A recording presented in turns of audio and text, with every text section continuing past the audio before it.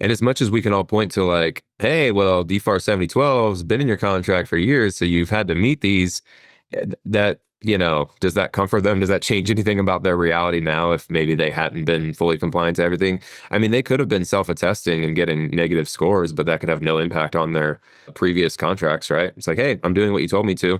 I'm self-attesting. I'm not meeting all of these. I have a bad score, but I'm self-attesting to how I'm doing. And they could have been totally fine, but now they're getting hit with the reality of like, hey, no, you need 110 out of 110 if you're handling CUI in order to get the CMMC certification. So it's definitely a big thing, especially for smaller organizations in the supply chain.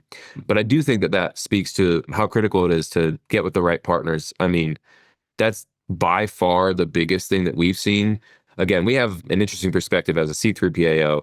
We really get to know organizations once they're at the tail end, right? They're getting audited. They went through getting compliant, documenting all of it in whatever way they chose to go about it, whether that was, hey, internally, I just took all this on. Hey, I got with an expert RPO who could help me and really took a hands-on approach and helped us fix our gaps and all that sort of stuff. And everything in between. That is by far the biggest differentiator that we're seeing in terms of how prepared and how smoothly, we'll say, those assessments go is, did you work with a reputable firm who has really good experience in this space to help navigate that or not? And I think if you don't, it seems like the more cost-effective approach, but in the long run, it is most definitely not, because then you walk into the assessment, it's a total mess.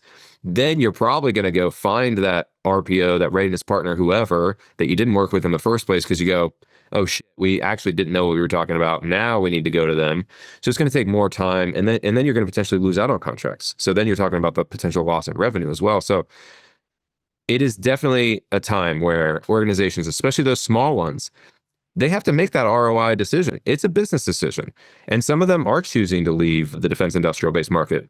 Understandable, right? If you're tiny and you say, hey, this is a small portion of my business and I can't afford, the ROI is just not there and I don't think it's going to be there, totally understandable. But I think for a lot of organizations, the ROI is still there. They just don't want to have to do it.